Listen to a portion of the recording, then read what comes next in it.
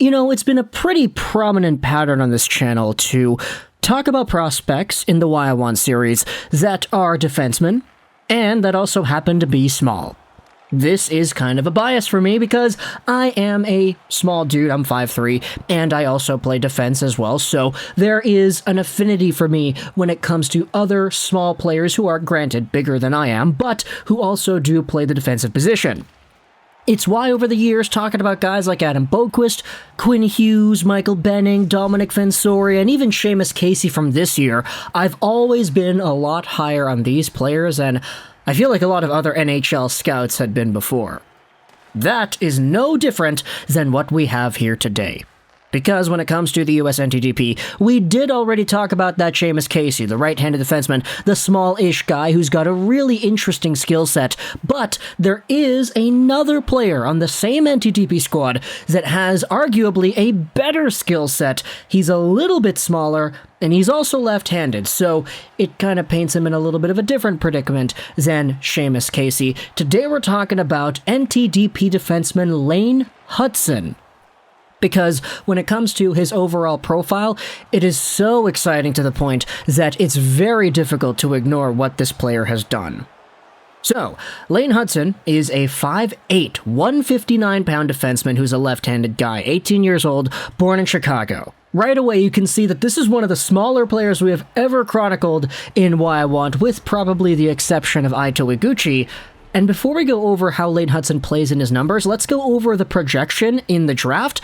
And I really want you to keep this in mind as we continue on with this discussion here. The highest rank on all of these NHL draft rankings is future considerations. They have him at number 27. Elite Prospects has him at 49.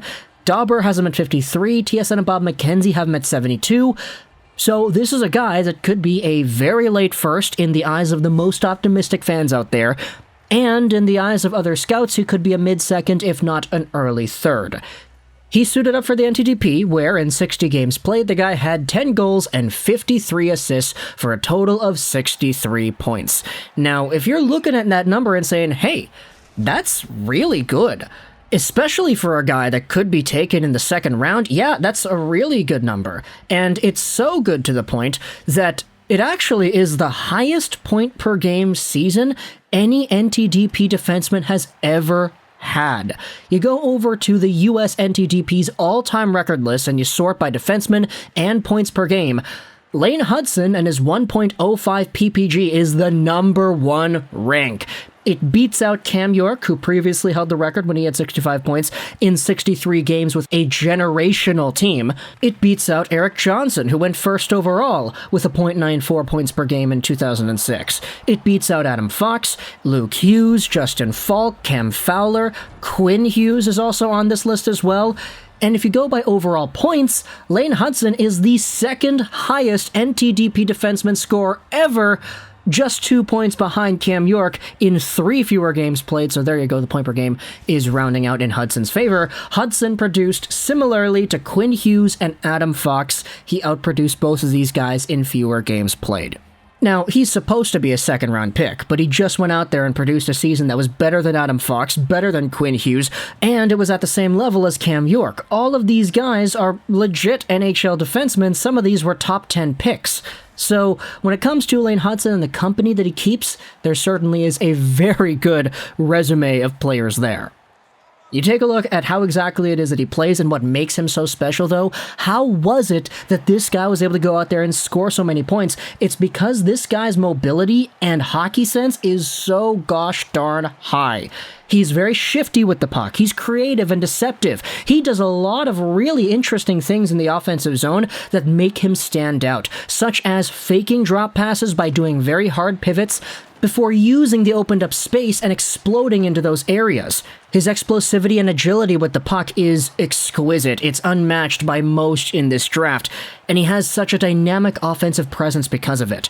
When he really wants to get going, he can get going too. He's an absolute hustler when he wants to be. When he picks the puck up in his own zone and he decides, hey, there's an open lane right there to the offensive zone, I'm going to exploit it, I'm going to go rush right down. He's protecting the puck really nicely by rotating his body around defenders.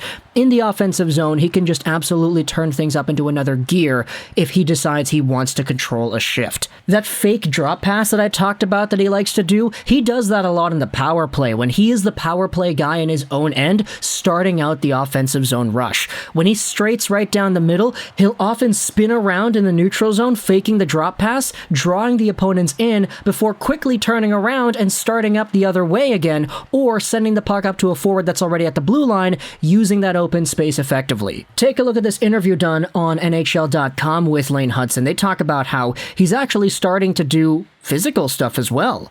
Even though he's only 148 pounds, the size allows him to be a physical presence, albeit in a very unique way. I feel like that's something the coach has really stressed about to me. Being able to use my frame as much as I can and using it in a smart way. I feel like I've gotten better at getting under guys and getting into their hips with all of my weight and disrupting the plays that they're trying to make. It's gotten a lot better this year, so it's really fun.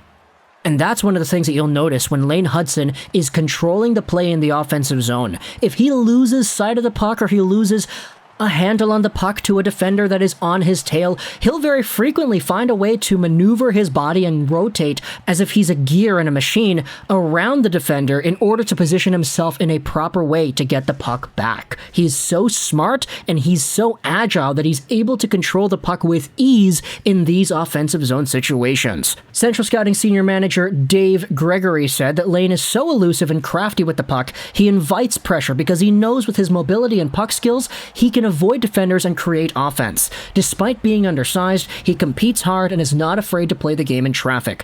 High-end vision and an ability to process quickly allow him to see opportunities that other players do not.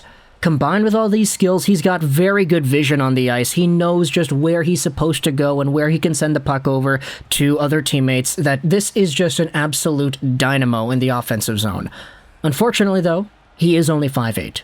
And unfortunately, he is not the best positional defender, mostly due to size limitations and how his foot speed limits his ability. He has an active stick that helps him well on defense, but you would really like to see some improvement in his straight line speed in order to help him on those same straight line defensive rushes. If you want to talk about hype and projection, well, the fact that he went out there and had the best NTDP season ever by a defenseman in terms of points per game, Byron Bader's model is super optimistic on this player right here. Take a look at the comparable names that are listed as draft year comparable players. You have Ty Smith, Paul Coffey, Zach Bogosian, Ryan Ellis, and Quinn Hughes. Now, it's tough to say that any defenseman who is 17, 18 years old, especially ones who are 5'8", are going to become the next Paul Coffey.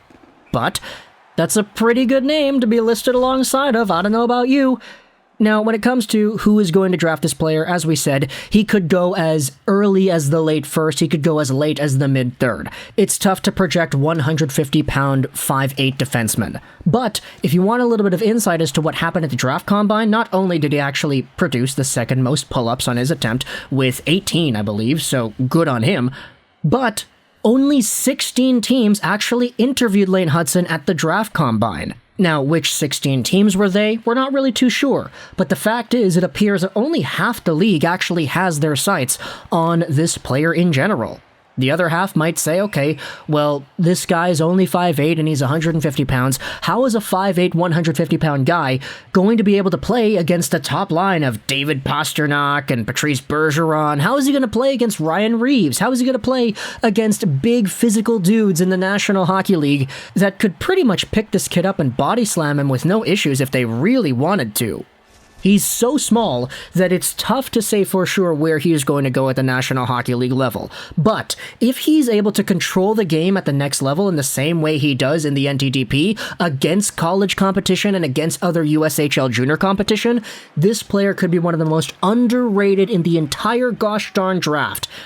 And I'll say this, he's going over to the Boston University Terriers next season in the NCAA, one of the best programs in the NCAA and one of the best conferences.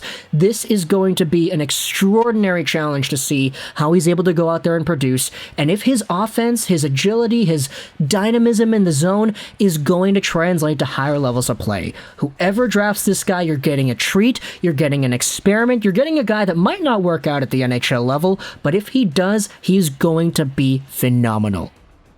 Let me know your thoughts in the comment section below about Lane Hutson and where you see him going in the NHL draft. Do you want your favorite team to draft Lane Hutson, this left-handed defenseman out of Chicago? Let me know your thoughts in the comment section below. I hope you enjoyed this video. I and bye.